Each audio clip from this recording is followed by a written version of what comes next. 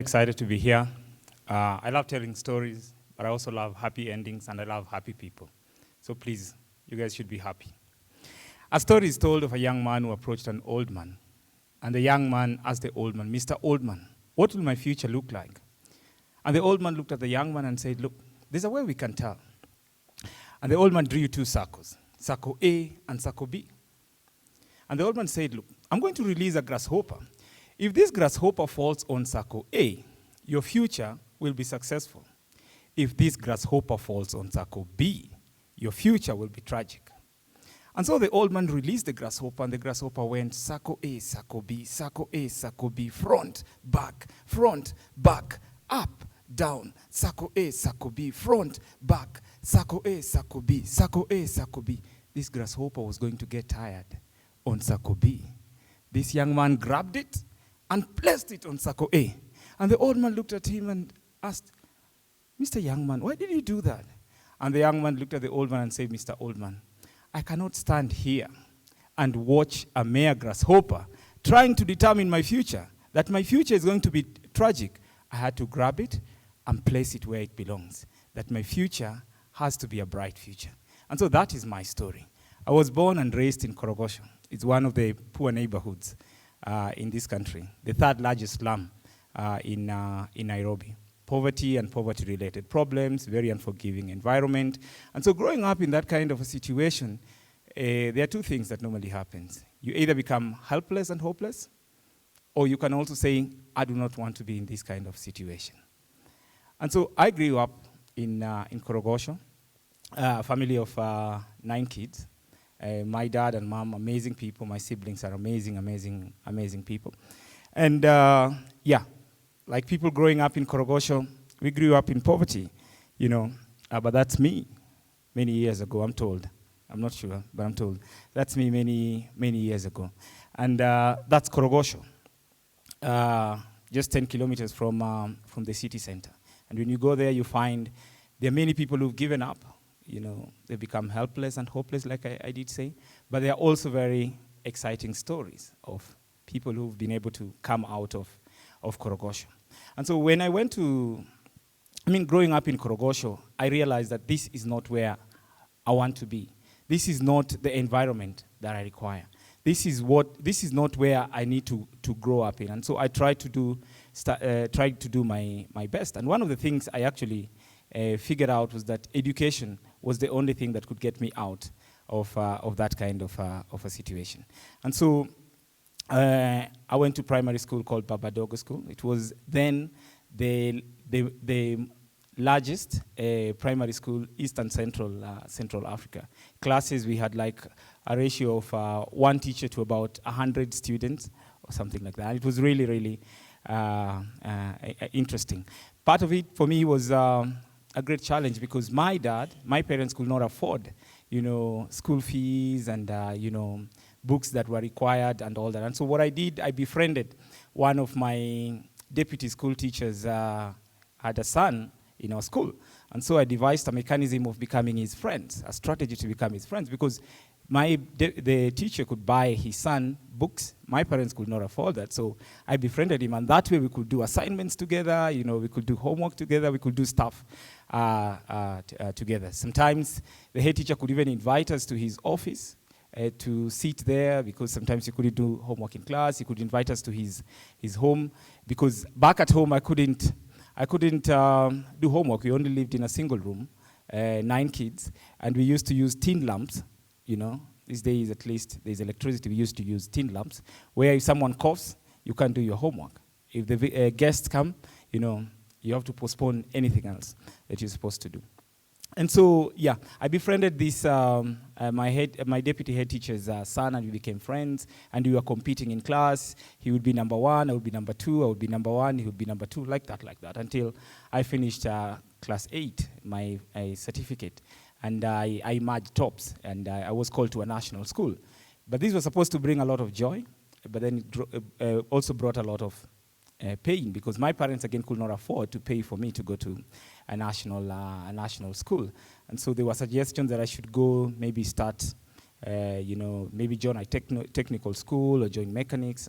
And so I approached one of our uh, uh, in Korogocho, there's a church called St. John's Catholic Church. So I approached the priest there and asked him if he could help me to pay fees, at least to join school where I had been admitted, which was Mangu High School.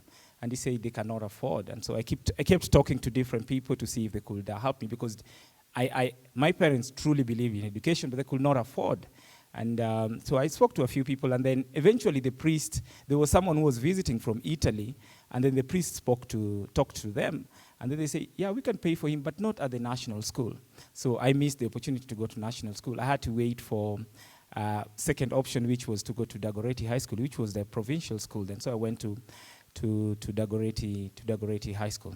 Fast forward, Dagoretti was a school of the good, the bad, and the ugly. Everyone was there.